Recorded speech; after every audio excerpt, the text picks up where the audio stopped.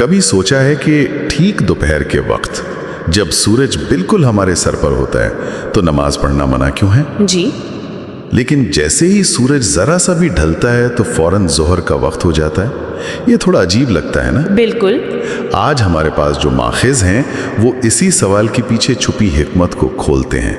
वो कहते हैं कि ये सिर्फ कोई वक्त की पाबंदी नहीं बल्कि जोहर की नमाज वो हमारे दिन के इंतशार में छुपा हुआ एक खुफिया सुपर पावर है, वाह, जो कायनात, हमारे जिस्म और हमारी रूह को एक साथ जोड़ता है।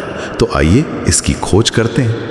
ये वाकई एक ज़बरदस्त नुक्ता आगाज़ है, क्योंकि आज की हमारी गुफ्तगू का मकसद यही समझना है कि ये माखज़ किस तरह इन तीनों चीज़ों, कायनात, जिस्म और रूह, जी, कायनाती वक्त, इंसानी हयातियात और रूहानी अमल, इनके दरमियान एक ऐसा गहरा ताल्लुक कायम करता है जिसे हम अक्सर नज़रअंदाज कर देते हैं। सही। हम सिर्फ ये नहीं देखेंगे कि जोहर की नमाज में क्या होता है, बल्कि ये समझने की कोशिश करेंगे कि इसके पीछे क्या गहरी हिकमत पोशीदा है। ठीक है, तो आइए इस कायनाती वक्त से ही शुरू करते हैं। माखिज में एक बड़ा ड्रामेटिक लफ्ज़ इस्तेमाल हुआ है कि जब सूरज ऐन सर पर होता है तो ये कायनात में अल्लाह के जलाल का वक्त होता है। जी, इसका क्या मतलब है?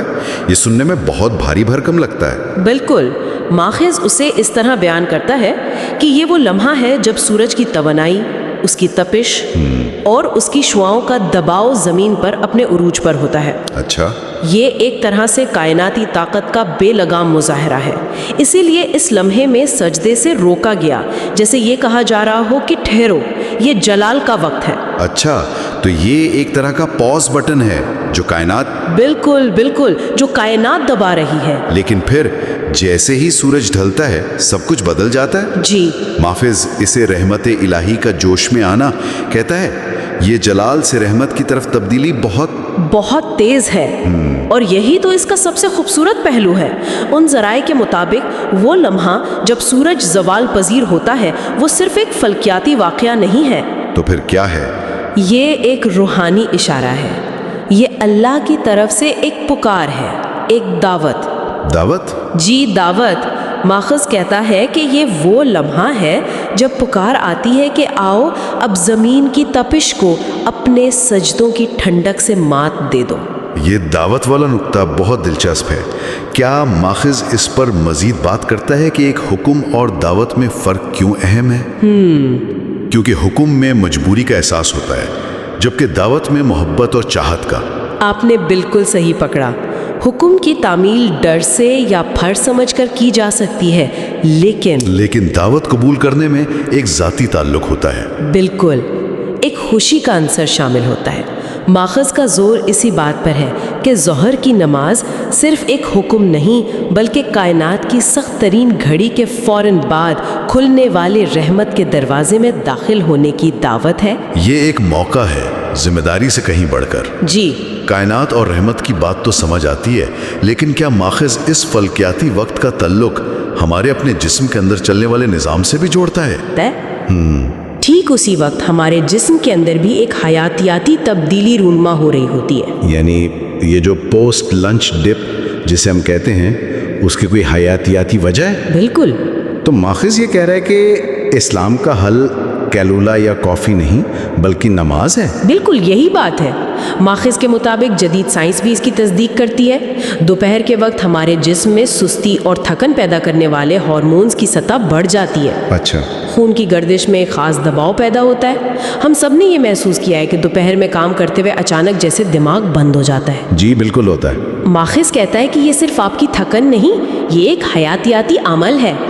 और इसी नुक्ते पर इमाम अहमद रज़ा ख़ान का हवाला दिया गया है कि अल्लाह सिर्फ खालिक नहीं बल्कि मुरब्बी ली है, यानी वो जो हमारी परवरिश करता है और हमारी ज़रूरियात को हमसे बेहतर जानता है। जी, वाह। तो नमाज का वक्त इस हयातियाती सुस्ती का मुकाबला करने के लिए एक इलाही मुदाखलत की तरह है। बिल्कुल, एक डिवाइन इंटरवेंशन। लेकिन ये काम कैसे करता है? मेरा मतलब है जिस्म तो थका हुआ है, वो कुछ हरकतों से ताज़ा दम कैसे हो सकता है? इसका अमल वुज़ू से शुरू होता है। वुज़ू से? जी, और माखज़ वाज़े करता है कि वुज़ू सिर्फ जिस्मानी सफाई नहीं है, ये एक तरह की थेरेपी है। जब आप ठंडे पानी से हाथ और मुंह धोते हैं तो ये फौरी तौर पर आपके आसाबी निज़ाम को पुरसुकून करता है। चेहरे पर पानी डालने से आंखों की जलन कम होती है और माखज़ के मुताबिक सर का मसा करने से दिमाग में जमा होने वाली इजाफी गर्मी अच्छा, वो उस दबाव में कमी आती है। तो ये नमाज के लिए जिस्म और दिमाग को तैयार करने का पहला कदम है। बिल्कुल, ये एक तरह का माइंड सेट शिफ्ट भी है। वो कैसे? आप जो भी काम कर रहे थे उसे छोड़कर जब आप वुज़ू करने जाते हैं तो आप ज़हनी तौर पर भी खुद को दुनियावी कामों से अलग करके एक आला मकसद के लिए तैयार कर रहे होते हैं। सही। ये जिस्मानी और नफ्सियाती दोनों सतहों पर एक रीसेट है। ठीक है, वुज़ू ने हमें तैयार कर दिया। अब असल अमल यानी नमाज की हरकत, माखज़ इनके जिस्मानी फ़वाइद को किस तरह बयान करता है? इसके बहुत ठोस फायदे बयान किए गए हैं। जब आप क़याम में सीधे खड़े होते हैं तो ये आपकी रीढ़ की हड्डी को सीधा करता है, खास तौर पर उन लोगों के लिए जो सारा दिन कुर्सी पर बैठे रहते हैं। बिल्कुल, और पट्ठों को मजबूती देता है। फिर जब आप रुकू में झुकते हैं तो इससे आपके पेट के पट्ठों पर दबाव पड़ता है जो निज़ाम हज़म को बेहतर बनाता है। और सजदा, माखज़ में सजदे पर बहुत ज़्यादा जोर दिया गया है, ऐसा क्यों है? क्योंकि सजदा इस पूरे अमल का क्लाइमैक्स है। रूहानी तौर पर तो ये उब्दियत और आजिज़ी की इंतहा है कि आप अपनी सबसे आला चीज़ यानी पेशानी को ज़मीन पर रख देते हैं, अपनी अना को मिट्टी में मिला देते हैं। जी, लेकिन जिस्मानी तौर पर भी ये एक मौजज़ा है। जब आप सजदे में जाते हैं तो कशिश सकल की वजह से आपके दिमाग की तरफ खून का बहाव ड्रामेटिक तौर पर बढ़ जाता है। वाह! इससे दिमाग के खुलियों को ज़्यादा ऑक्सीजन और हिदायत मिलती है जो ज़हनी सुकून, बेहतर याददाश्त और तनाव में कमी का बायस बनता है।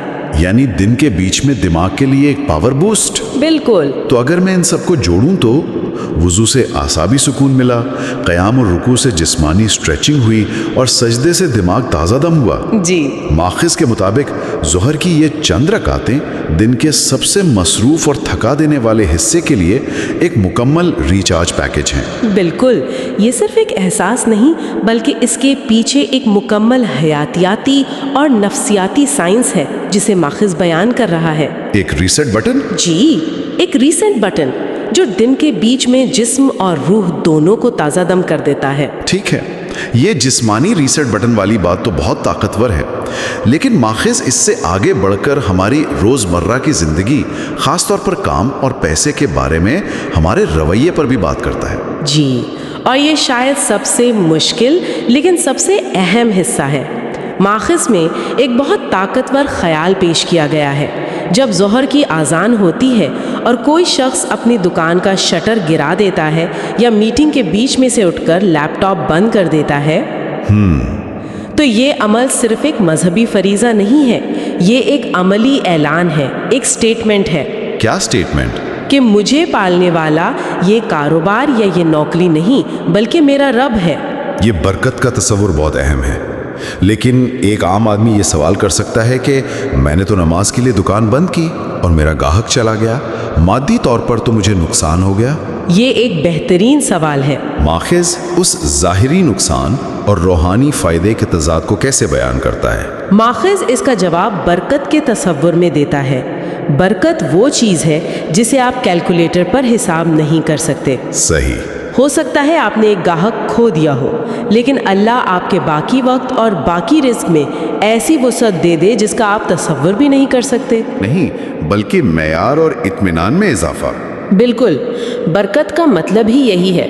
ये ईमान का इम्तिहान है कि आप फौरी ज़ाहिरी फ़ायदे पर यकीन रखते हैं या गैब से आने वाली मदद पर। वाह, ये तो तवक्कुल का एक बहुत ही अमली मुजाहरा है।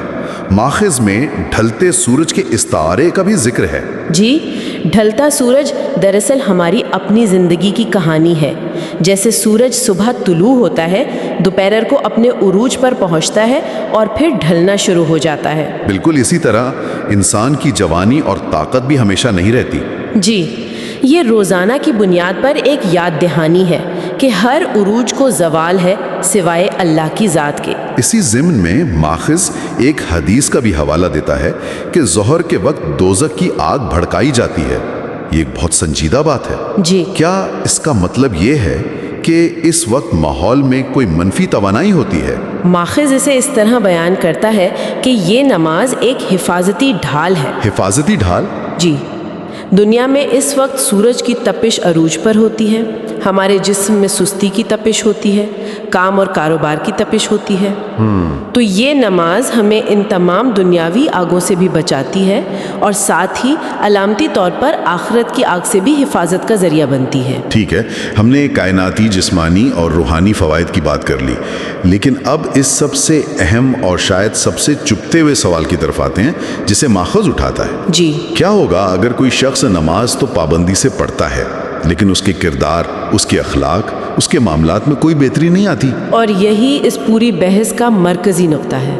ماخذ اس نماز کی قبولیت پر ہی سوال اٹھا دیتا ہے جو انسان کے اندر اخلاقی تبدیلی نہ لائے۔ قرآن کا حوالہ دیا گیا ہے کہ بے شک نماز بے حیائی اور برے کاموں سے روکتی ہے۔ جی، تو اگر کسی کی نماز اسے جھوٹ بولنے، دھوکہ دینے یا دوسروں کا حق مارنے سے نہیں روک رہی تو ماخذ کے مطابق مسئلہ نماز میں نہیں بلکہ نماز پڑھنے والے کی نیت اور توجہ میں ہے۔ خوبصورت مثال بھی دی گئی ہے، وہ نہر والی۔ جی، وہ حدیث کی مثال ہے جو اس نقطے کو بالکل واضح کر دیتی ہے۔ ماخذ اس کا مفہوم بیان کرتا ہے۔ تصور کریں کہ اگر کسی کے گھر کے سامنے ایک نہر بہتی ہو اور وہ روزانہ 5 بار اس میں نہائیں تو کیا اس کے جسم پر کوئی میل باقی رہے گا؟ صحابہ نے عرض کیا، نہیں، بالکل نہیں۔ تو فرمایا گیا کہ یہی مثال 5 وقت کی نماز کی ہے۔ واہ! نماز کا مقصد ہی روح کو گناہوں کے میل سے پاک کرنا ہے۔ اگر نماز کے بعد بھی روح پر میل باقی ہے تو پھر ہمیں یہ سوچنا ہوگا کہ ہم نہا کیسے رہے ہیں۔ یعنی مسئلہ پانی میں نہیں، ہمارے نہانے کے طریقے میں ہے۔ بالکل۔ تو آج کی ہماری گفتگو کا خلاصہ یہ ہے کہ ظہر کی نماز صرف چند منٹ کی عبادت نہیں ہے، یہ کائنات کے نظام، ہمارے جسم کی حیاتیات اور ہماری زندگی کے مقصد کے درمیان ایک گہرا ربط ہے۔ جی، یہ ایک دعوت ہے کہ دن کی بھاگ دوڑ اور تھکن کے عروج پر چند لمحوں کے لیے سب کچھ روک کر خود کو اپنے خالق سے جوڑ لیا جائے، تاکہ جسم اور روح دونوں کو نئی توانائی مل سکے۔ بالکل۔ اور ماخذ کا عملی پیغام بہت واضح ہے۔ اس نماز کو اپنی زندگی میں مرکزی حیثیت دیں، اس کی قدر کو سمجھیں اور اپنی اگلی نسل کو بھی اس کی حکمت سکھائیں۔ جی۔ اور آخر میں سامعین کے لیے ایک سوچ۔ جی۔ ماخذ میں ذکر ہے کہ جب سورج ڈھلتا ہے تو گویا آسمان کے دروازے کھول دیے جاتے ہیں اور یہ دعاؤں کی قبولیت کا ایک خاص وقت ہے۔ میں یہ سوچنے کی دعوت دوں گی کہ اگر ہم خود کو اس کائناتی اور روحانی تال سے ہم آہنگ کر لیں تو ہماری زندگیوں میں اور کون سے دروازے کھل سکتے ہیں؟ شاید سمجھ کے، موقع کے یا ذہنی سکون کے دروازے۔ جی، کیا تبدیلی آ سکتی ہے اگر ہم اس نماز کو اپنے مصروف دن میں ایک رکاوٹ کے طور پر نہیں بلکہ اپنے دن کو سہارا دینے والا مرکزی ستون سمجھنا شروع کر دیں۔ بالکل۔